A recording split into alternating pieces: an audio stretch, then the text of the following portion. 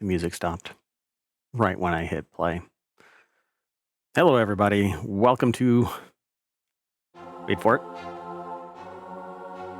Technology Today. It's April 20th, 2025. It's Season 2, Episode 16. I am Mayor Watt. I run ohmtown.com, which is a news aggregation site that I use to manage my information overload, and you can too. Go over to ohmtown.com, sign up and sign in, and then come and hang out with us here on Twitch and on YouTube. Turned into a little porky pig there.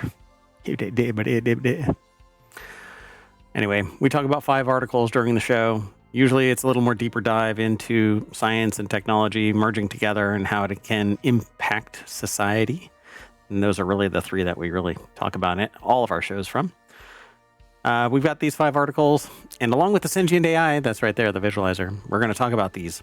In your blood vessels, a grain of brain, plant-based organ damage, not organ damage, but organ damage. Maybe organ damage too. I don't know. Depends on where this takes place. Century-old physics barrier and regulating conscious perception. I don't know if we're going to be able to stuff this into 30 minutes, but we'll see what happens. Everything's powered by ohmtown.com, so go over and become a citizen.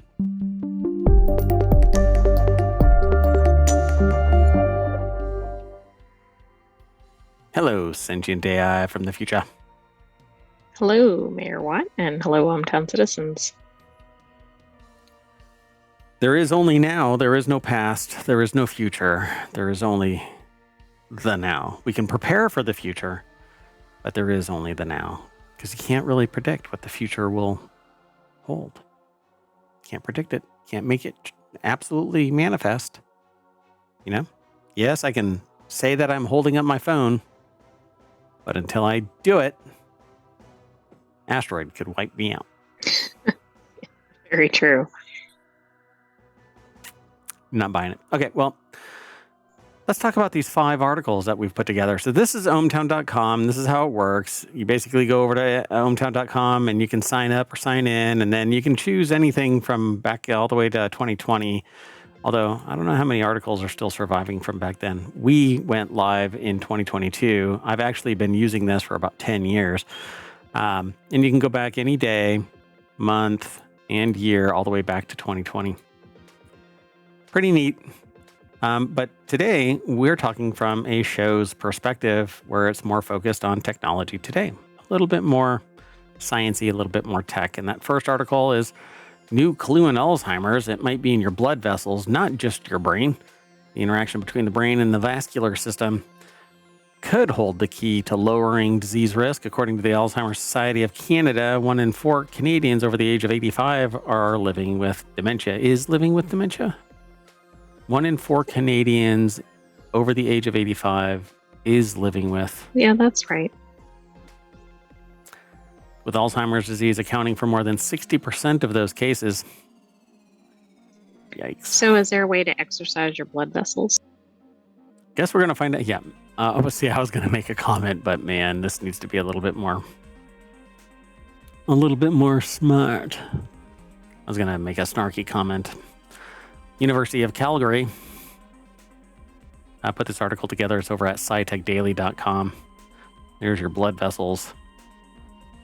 New research from the University of Calgary highlights the role of the brain's vascular system in Alzheimer's disease. Focusing on a protein called CD2AP, reduced levels of CD2AP were found in the brain blood vessels of Alzheimer's patients, correlating with worse memory, especially in the means. The study suggests that Alzheimer's may be more closely linked to the vascular diseases than previously thought. And why do I recall something we've done? CD2AP. Hold on a second. Yeah, did we have another article about that? Oh, we did. Whatchamacallit? Was that related to the mitochondria, perhaps? That's exactly what I just pulled up. Yep, CD2AP, a protein associated with the CD2 receptor. It is the CD2AP deficiency has been shown to exacerbate mitochondrial dysfunction.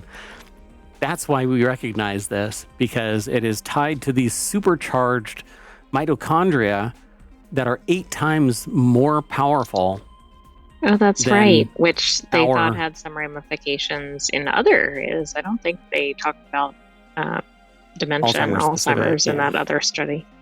Yeah, I think they might have mentioned dementia, but not necessarily Alzheimer's. But yeah, I thought that was really amazing. The moment that I heard CD2AP, I went, oh, wait.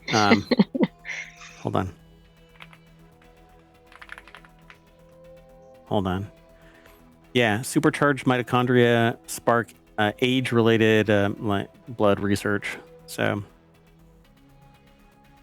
yeah. So they basically like modify blood stem cells in this other research via a specific genetic mutation called DNMT3A that leads to supercharged mitochondria. Which, if people have a problem with their mitochondria and it isn't creating enough CD2AP, then a genetic modification of your mitochondria can basically augment this lack of CD2AP. Right. I mean, this is pretty interesting that these are going at the same time. So, while Alzheimer's is commonly associated with a buildup of abnormal proteins in the brain, forming plaques and tangles, a new study from researchers at the University of Calgary suggests that the brain's blood vessels may play a critical role in the disease, but that the forming of plaque and tangles may be caused by the lack of movement of the mitochondria power generation. So, if everything is too underpowered to remove the plaque and tangles, then you're not cleaning out what your brain should be cleaning out. Right. Or maybe the formation is occurring because you don't have enough movement to begin with. Correct. Yeah. It's pretty fascinating. So Dr. Min Dang Nguyen, PhD, the study's lead investigator and a professor at the Department of Clinical Neurosciences at the Cummings School of Medicine, as well as a member of the Hotchkiss Brain Institute, did this research. Nguyen compares the brain's vascular system to a tree. The complex branches, arteries, capillaries, and veins are critical to delivering nutrients throughout the brain and the cerebrovascular system in AD patients. So he says doesn't deliver those nutrients properly, which is exactly what we said. So while we don't have any direct research, we've been kind of bumbling around in this domain for quite a while because I'm very, very interested in why we function the way that we function. I even like this kind of more conspiratorial framing of this, in that we're actually powered by bacteria that gives our brain this function of personality. And yes. Yeah. Go back and find the brain blood barrier article from who knows when in our last 2,100 plus episodes. It's been a while, but I frame it all that way. I do a lot of that kind of stuff, this discussion like that, because I love kind of stirring the pot of creativity, and NaNoWriMo has been a big player in that. When I talk about stuff, I'm like, this would be a great story for somebody to write, and go get on it. But now NaNoWriMo has went in the bed. So yeah, but you could do your own version of it. That's right, AI-based NaNoWriMo. So they basically have also detected, I guess, CD2AP differences based on sex. They say they saw a lot of differences in how the vasculature was functioning related to CD2AP levels, with consequences on memory function. In fact, says Vandal, Dr. Melanie, I think, or Melanie, I'm not sure if it's Melanie or not, PhD and first author on the study, which I think is the two up there, right there. So if you're trying to improve the vascular system of a person to reduce their risk of AD, you might want to have different strategies for men and women because their vascular system is not reacting the same way.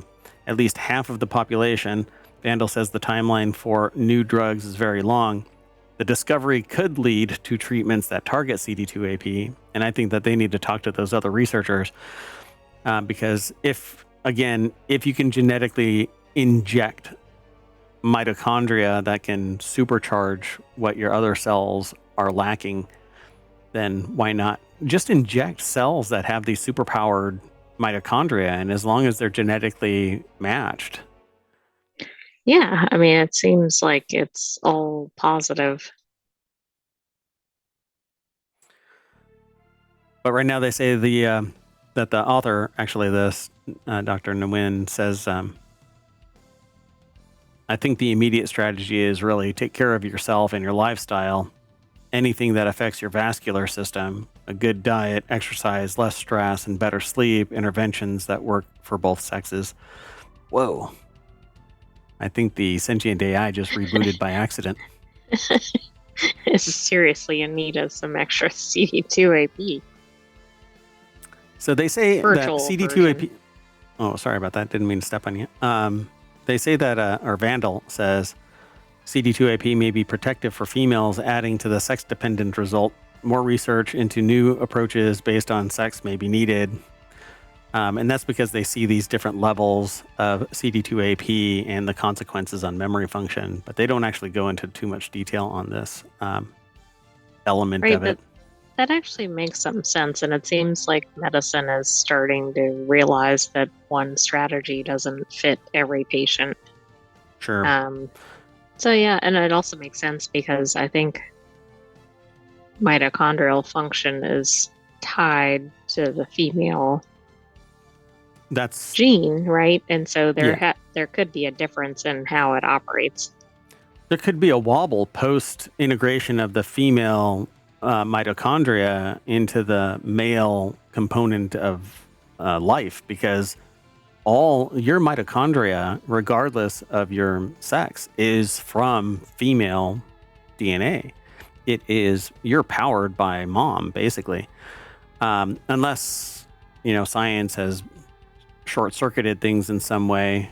But then mitochondria, by their very nature, are all produced by the female subset. So it's going to be interesting. I would love to. Man, sometimes I just wake up and I'm tired. Can you imagine? Would you have to eat 8 times as much? I don't know. I stymied the AI. Wow. Well, think about it. If your mitochondria are 8 times more powerful, they're generating 8 times more energy. They're 8 times more efficient. Are you burning the candle at both ends? And so you're like a replicant and you just flame out after 4 years instead of 8 times longer? I don't know if it's like a 1-for-1, but it could be more accelerated than that. Oh, yeah, that's true. It could be, not just a linear climb. It could be logarithmic. And so, oh, wow. Because you have inefficiencies, right, in your biological function. You eat 14 pounds worth of food, but you only really get 2,000 calories of production out of it. Right. Yeah, that would be another interesting offshoot of some of this. That'd be funny, though, because you'd totally know who a replicant is, because they'd be walking by like McDonald's and just charge in there and go, "You eating that?" and just take a cheeseburger and eat it. Right. They'd be eating like way more than most people would be. Yeah. Are you a replicant? No. Why do you ask? Oh, see, look. Sorry. That's my bagel. Anyway, let's keep going. How about a grain of brain? 523 million synapses in the most complicated neuroscience experiment ever attempted. Thought it was me. Then I thought, when I met the sentient AI in that Wendy's parking lot, that little scoop mark where the weird USB drive was, I thought that was the most complicated neuroscience experiment ever attempted. Oh, I thought you were going for the grain of brain. There is a grain of brain there, but I mean, that seems like a lot, right? The team of over 150 scientists has achieved what once seemed impossible: a complete wiring and activity map of a tiny section of a mammalian brain. Mammalian brain. This feat is part of the microns, or capital MIC KEYRONS project. No, the Microns project. Rivals the Human Genome Project in ambition and scope, using cutting-edge AI, microscopy, the teamwork to map over 200,000 brain cells in this grain of brain. I hope they have a picture of it, but this is actually a picture of the synaptic map. But Allen Institute put the article together. It's over at scitechdaily.com. I've seen things like this before. Unprecedented level of structure, revealing new principles of neural communication. The Microns project's success could transform how we understand intelligence and brain diseases. Go back over to that other one. Right, exactly. Can all these researchers pair up here? Talk to each other. Yeah. Here, I'll buy you all a beer if you change the dynamic of understanding how humans act at a biological way. I think in 100 years, we're going to find out that the reason we have consciousness is because we are powered by a bacteria that is unique to each individual. Wouldn't that be amazing? That would be weird. But then, well, most people who are interested in that won't be around to find that out, but it is pretty fascinating. And this all stems because we covered an article that talked about how there is a bacteria that was found in somebody that's unique only to them, and they couldn't find that same bacteria in somebody else, and they had a unique bacteria in their head too. So, and it's only found in their brain. Explains so much. It does. It really does, considering some policies that have been brought down. But anyway, so cracking the brain's wiring code from a tiny piece of brain tissue no larger than a grain of sand, but that's subjective. I mean, grains of sand are, anyway, it's like nano and microplastics. Scientists have achieved what once seemed impossible, creating a detailed functional wiring diagram of the brain. In 1979, molecular biologist Francis Crick famously predicted that it would be impossible to create an exact wiring diagram. It's okay. That too. Wiring diagram for a cubic millimeter of brain tissue and the way all of its neurons are firing. But now, after 7 years of work, more than 150 scientists and researchers from around the world have brought that vision much closer to reality. Well, let's not also forget that was, roughly 50 years ago, too. So, I mean, there's been a lot of science that's happened between them. AI alone has made the last 50 years nothing more than just an abysmally slow slog through science, because it was entirely powered by just individuals and small groups of people. Now with technology and the composite world's knowledge being distilled down into an AI that has all of the world's knowledge immediately, effective in research. It's an amazing time to be alive, but it's also the worst time for a job. So the data set available through the Microns Explorer totals 1.6 petabytes, about the same as 22 years of continuous high-definition video.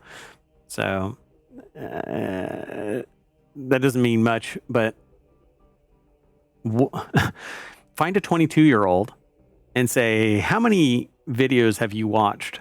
How many hours has it taken you to sit there and watch that? So that is the culmination of this, a massive amount of data that is pure data. It isn't fluff, right?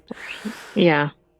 The Microns advances published in this special issue of Nature are a watershed moment for neuroscience comparable to the Human Genome Project in their transformative potential, said David A. Markowitz, PhD, former IARPA program manager who coordinated the effort. It's pretty amazing. It's 1 cubic millimeter portion of a mouse's visual cortex as the animal watched various movies and YouTube clips. So probably not the brightest segment of brain, considering what it's filtering. Well, yeah. I mean, it could have been one of my videos.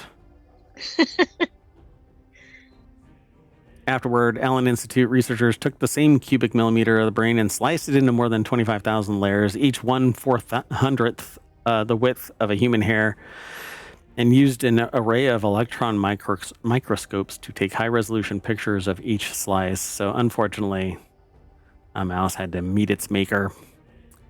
These scientists at Baylor College of Medicine began by using specialized microscopes to record the brain activity from that 1 centimeter or cubic 1 cubic millimeter. So I mean, they the call it a scale at forest. which this research is taking is pretty spectacular. Yeah, 200,000 cells, 4 kilometers of axons, the branches that reach out from other cells, or to other cells, 523 million synapses, the connection points between the cells. So all of those axons are, they're not directly touching. There's a small gap between an axon and a synapse. So these little tendrils get really close, and then it's nothing but an ion exchange, signifying a firing and frequency of that firing, based on my understanding. It's been a little while. So inside that tiny speck is an architecture like an exquisite forest, says Clay Reed, MD, PhD, senior investigator, and one of the early founders of electron microscopy, connectomics,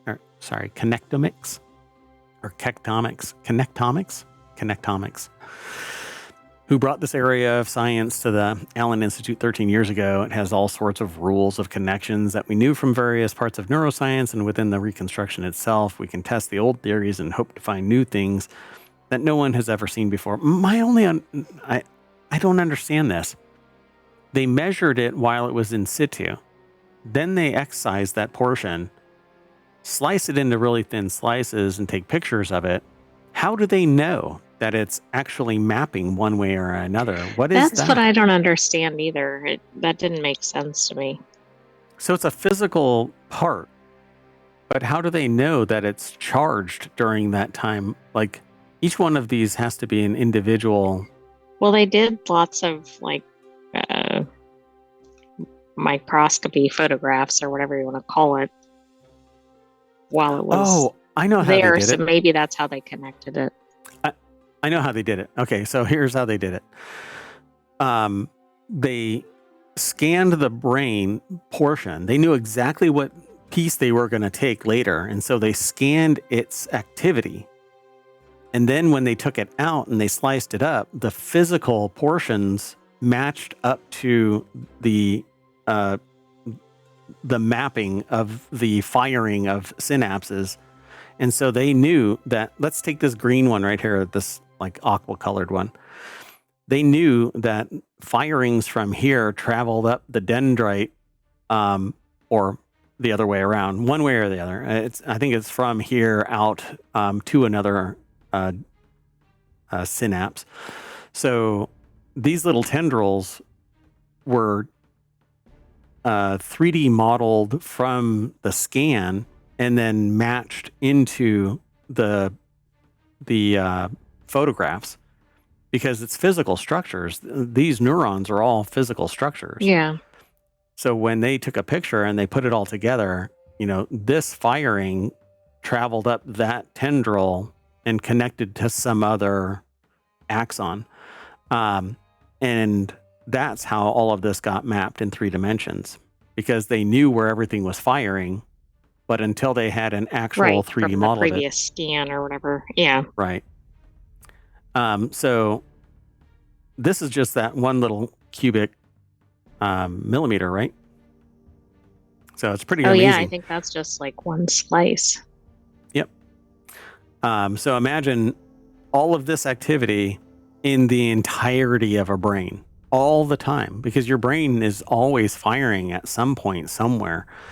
And while a lot of people perceive, they've done, we only use 2% of our brain or something like that. That's kind of bunk. We're always using 100% of our brain.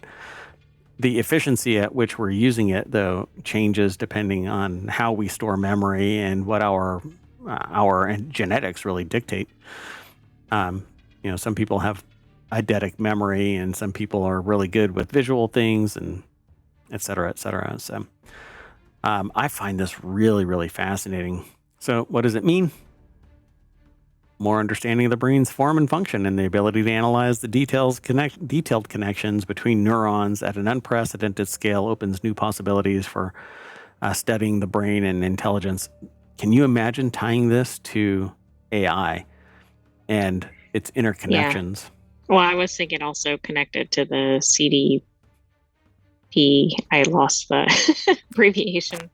You can do it Research as CD2AP. well. Yeah, Yes. the CD2AP. Um, yeah, if you can juice somebody, if you can juice them out, because we have to use mice, we can't use humans. I'm sure some mad scientist is using a human somewhere, but imagine using um, a mouse and juicing them with that mitochondria, which they actually showed. There was another one where they showed that by juicing the mitochondria, cartilage in knees were healed. Right. And so, which is something that doesn't happen. Like you don't really, you have to get cartilage replaced because you don't Right. Yeah. rebuild it. You get like synthetic or whatever. Yeah. But these mice actually rebuilt cartilage. And so if we can juice a mouse with these mitochondria and map them,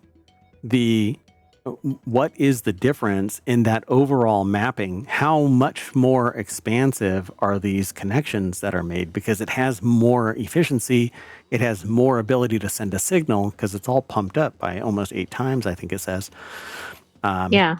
But even more basically, if they can really start mapping this, they can start figuring out a lot of things that they don't really understand right now. Yep. Because this is only one tiny fragment of the brain. Yeah, and this was in the visual cortex of it. So they say doing this kind of large-scale team scale science requires a lot of cooperation. It requires people to dream big and to agree to tackle problems that aren't obviously solvable. And that's how advances happen. And that right there is the key ingredient. We need to fail up. We make a discovery, and in that failed discovery, we actually discover something that allows us to take another step forward. And that takes massive amounts of money and time and energy. It doesn't happen out of goodwill alone. And so, unfortunately, we'll see how far this goes and where it all takes place. The collaborative global effort was made possible by support from the Intelligence Advanced Research Projects Activity, or IARPA, which is the National Institute of Health's Brain Research through Advancing Innovative Neurotechnologies Initiative, or they really, we're going to make this happen. The Brain Initiative. I love how science really leans into acronyms. And they got rid of the T in brain research through advancing innovative neurotherapy. Otherwise, it'd be Bertane. Yeah. Bertane, which I think people take medication for. I take Bertane.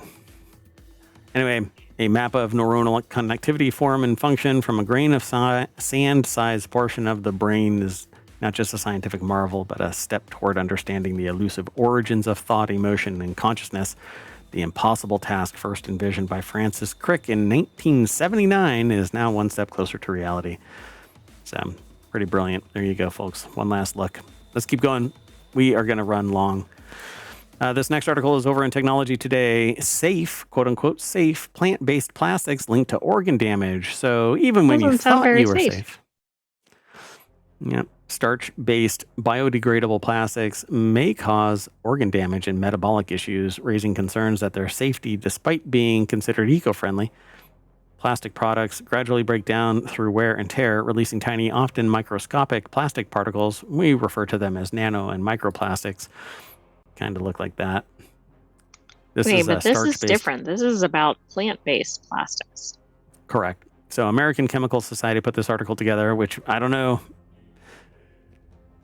You know what I'm saying? Look at the funding source, inherent bias. You should always do that when you're looking at research. Yep.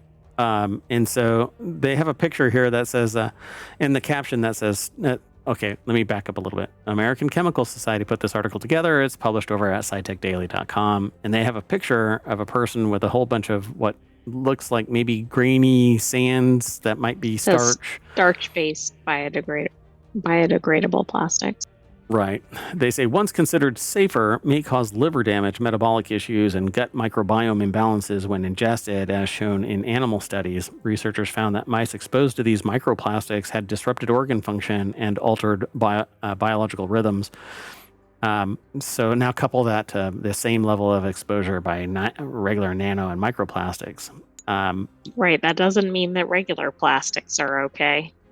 Right. Neither. I mean, if there's a failure in this, then we need to continue to remedy this. So microplastics, pieces less than 5 millimeters wide, are entering human bodies through contaminated water, food, drink, water supplies. It says food and drink, and even IV infusions. Basically, anywhere you have plastic, at some point you have been infused with nanoplastics or microplastics. Scientists have linked plastic particles in the bloodstream to various other health issues. For example, one study found that people with inflammatory bowel disease have more microplastics in their feces. But microplastics have been found in the bodies, well, everybody, everywhere. Everywhere. Yeah. If you think that you have a body part that doesn't have it, it probably does. Think again. You just haven't found it. If you think you have a place on Earth that doesn't have it, think again. Right. I mean, they've found it in like seals in the Arctic or something. I mean, it's just been kind of ridiculous. Exactly.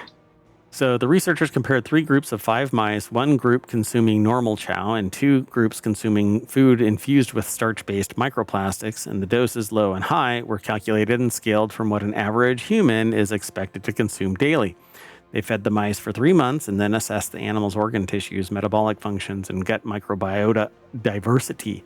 And of course, if your microbiome has been modified because your diet has been modified, obviously it's going to manifest as being different. So the mice exposed to the starch-based plastic particles had multiple damaged organs, including liver and ovaries, with more pronounced damage in high-dose group. However, mice eating normal chow showed normal organ tissue biopsies. Altered glucose management, including significant abnormality in triglycerides, a type of fat, and disruption in molecular biomarkers associated with glucose and lipid metabolism compared to mice fed normal chow. So their metabolic. In humans, it's referred to as metabolic syndrome X, where something is going on with your metabolism, but everybody is like, it was that. Right. We don't know what, but let's label it. Yeah, and I mean, you talk to a sports therapist and they'll say, oh, it's because you're running. You need to, speak to a physical therapist and you need to stretch more. You talk to a surgeon and they go, yeah, you need to have surgery done. Dietitian, and I know this because it's your diet. Yeah. Oh, yeah. It was hilarious. One time I was talking to a group of doctors and a new doctor came in to the conversation and is like, hey, what are y'all talking about? And blah, blah, blah. And they're like, oh, yeah, the person just needs to increase the number of calories to lose weight.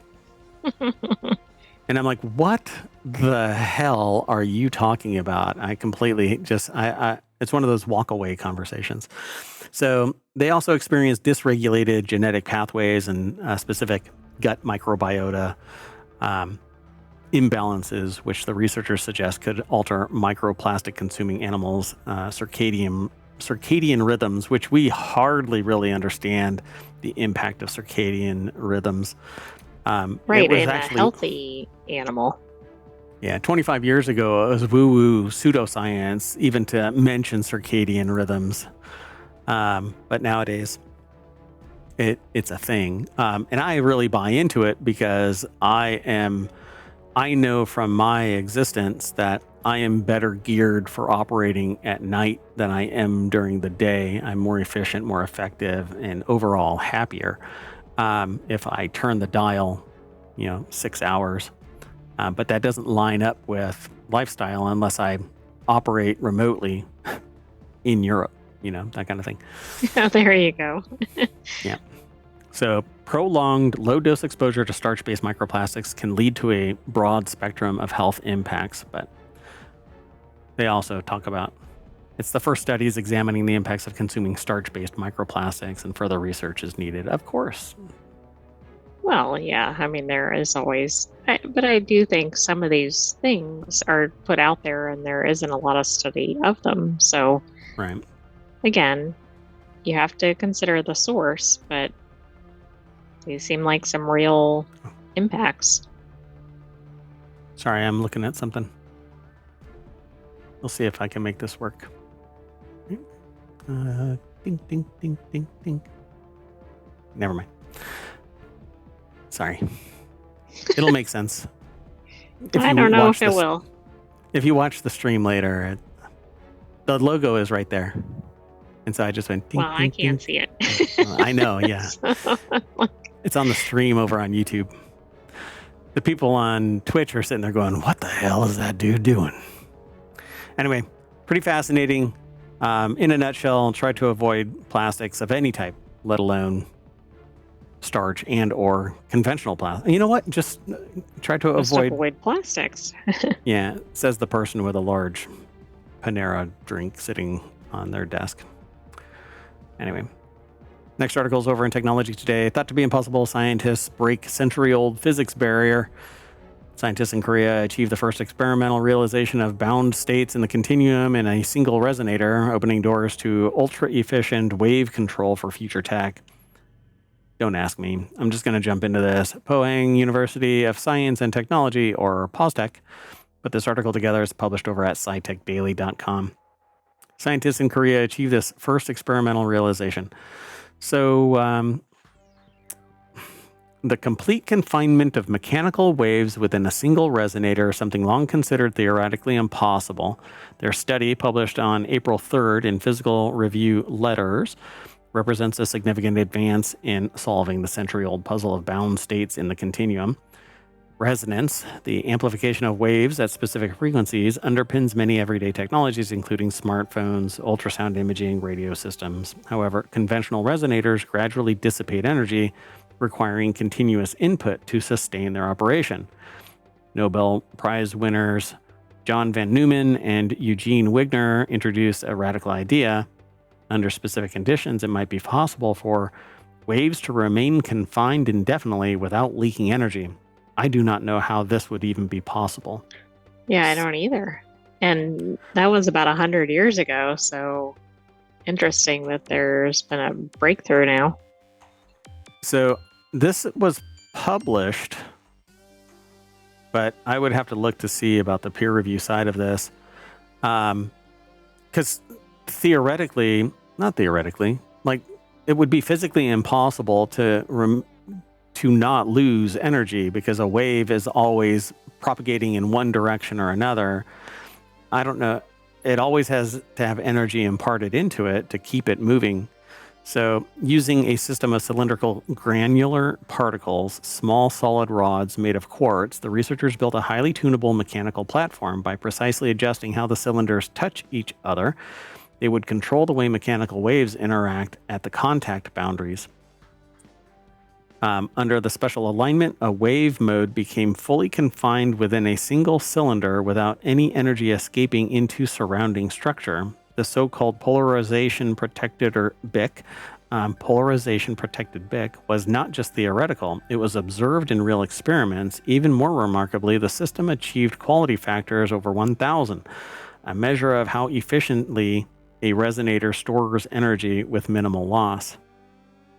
But I don't know how that happens. Yeah, I don't either. I mean, I get the sense that it's because of the specific configuration, but how do they know to use this configuration? Is this repeatable in real life outside the lab, etc.? The design just comes across as woo-woo. I mean, this is almost a perpetual motion machine. So how does it not lose any of its energy? Like. Well, it's going to be interesting because I'm sure somebody's going to immediately jump on this and try to replicate it. Right? Yeah, because they're stating that it doesn't lose energy without dispersing. Right? The system achieved quality factors. So what happens when many of these special cylinders are connected in a chain? The team discovered that the trapped wave modes could extend throughout the chain without dispersing, a phenomenon known as a flat band. like tossing So a it's stone interesting. into a Like still maybe pond. nobody's done it in this shape before. I don't know. But why would it operate differently? Yeah, I don't get it. It says we've broken a long-standing theoretical boundary. While this is still in the fundamental research phase, the implications are significant from low loss, but that's low loss. I mean, haven't they been saying that it doesn't lose, Yeah, but they're right? saying you could use it in something that is considered a low loss energy source, I think. Yeah, I just don't get this. Yeah, might have to look a little deeper into this, but until I can dig deeper, it's hard to comment during the show. But this is something that kind of pokes at people, and they go, "Oh, I'm going to go down this rabbit hole." And Yeah, well, hopefully somebody goes, I'm going to do the next experiment. yep. All right, let's keep going. This is our last article. It's over in Reality Hacker. Scientists think that they found the region of the brain that regulates conscious perception. I may have to just briefly touch on this and then talk more about it in another episode because we're already running really late. New experiments suggest that the thalamus plays a key role in humans becoming consciously aware of stimuli their brain receives. The article is over at wired.com, and this time I did log into my account. So a new experiment suggests that the thalamus plays a key role in humans becoming consciously aware of stimuli their brain receives. George Gary put the article together. George. I don't know. It might be Jorge. It's coming to taunt you. So You need to go way back into the articles to figure that reference out. It's canon at this point. You'll have to really understand what's going on in ohmTown. So, okay, this enigmatic process appears to be controlled by the thalamus, this idea of becoming aware of themselves and their thoughts. This riffs off of my deeper research, which is the idea that we have an inner monologue and we are cognizant of that inner monologue, that it is us and it isn't some disembodied voice controlling us or giving us ideas. Some people have that disconnect. I'm trying to suss out how all of this plays in together with sociopathy, psychopathy, and creativity.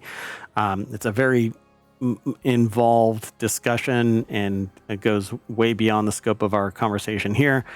But the conscious perception is the ability of humans to become aware of the stimuli received by their senses. It's a different state from simply being awake, where sensations are processed automatically and unreflectively. Rather, conscious perception requires a detailed and voluntary analysis of external stimuli. There is heat coming from the sun. It's going through the window. It's baking my arm. I might get a sunburn if I don't move it. It's this kind of stimuli that you become aware of. Right, rather than just moving your arm because it gets hot or something. Right. Or just waking up and going, I'm awake, that kind of a thing. So recently, neurologists have set out to find the part of the brain where this change in perception occurs. Researchers had traditionally suspected that such a function may be controlled by the cerebral cortex because it is where advanced brain processing occurs. I suspect that this is a little bit more animal. The thalamus has never been ruled out from being involved in conscious perception. However, it's typically been assigned as a minor role as a filter that prepares sensory information to the cortex. A new study published in Science redefines that view, positioning the thalamus as an active participant in conscious perception. I just kind of want to jump through this. They basically turned to a group of people who already had thin electrodes inserted into their brains as part of an experimental headache therapy, bypassing ethical questions of whether this sort of research justifies an invasive operation. I'm just going to leave that there. Yeah, Researchers, that raises other questions, but yeah, volunteered. So the researchers administered a visual perception test to these patients. A blinking object was displayed on a screen which would hide itself for half of the time of the test. These characteristics meant that the patients had to pay attention to the object and adjust their eyes and focus to keep watching it rather than to just regard the screen without analyzing it. This thus facilitated facilitated conscious perception with the already implanted electrodes, then recording the brain activity that accompanied this. Interesting. So the findings indicate that the intralaminar and medial thalamic nuclei regulate conscious perception. This conclusion represents a significant advance in our understanding of the network that forms the basis of visual consciousness in humans. Do this with those mice. Yeah. Right. This aligns very much, I think, with the other, with the mapping experiment. Yeah. And the thing about this is science basically says do this one thing to measure this one thing. But what about coupling of these one things to see, is this part of the visual cortex that was analyzed by the other experiment? Because they were measuring optical stimuli as well, visual stimuli as well. And this is measuring visual stimuli and how we perceive something moving on a screen and us having to consciously identify that object and where it is. Yeah. That other mouse thing was in the visual cortex that they sampled that. That's right. So is what you see in your visual cortex secondary to going through the thalamus? Or is it all linked together? Right. Or do we have any idea? It's a pretty complex biological system, but you should probably ask the bacteria that's driving the bus. That said, this is a really neat article. Kind of makes me go, when it involves people that are in one experiment getting experimented on for another experiment. Yeah. I mean, we'd like to think that everybody gave full consent and whatever, but it's very interesting because normally you don't see a lot of, that's one of the limitations, right, on brain research is you don't typically see that on humans. Correct. I need to make sure that I don't dox myself sometimes. All right. Well, anyway, that's it for today's Technology Today for April 20th, 2025. I am Mayor Watt. I'm getting out of here. We're going to reset, though. And in that process of visual stimuli, it's going to bring us back to the front page of Technology Today over at ohmtown.com. So go over there and become a citizen. And we're going to get out of here, and I'm going to take the AI with me. And then your visual cortex stimulator, that right there, the visualizer. Over here? Over there. We'll be back shortly. We just got to reset. So stay tuned, everybody. You want to say bye? Bye-bye, hometown citizens. Thanks for joining us for this week's Technology Today. Stay tuned for FourWheeltech. Can't do the equivalent of waving. That's not how it works. All right. Bye, everybody.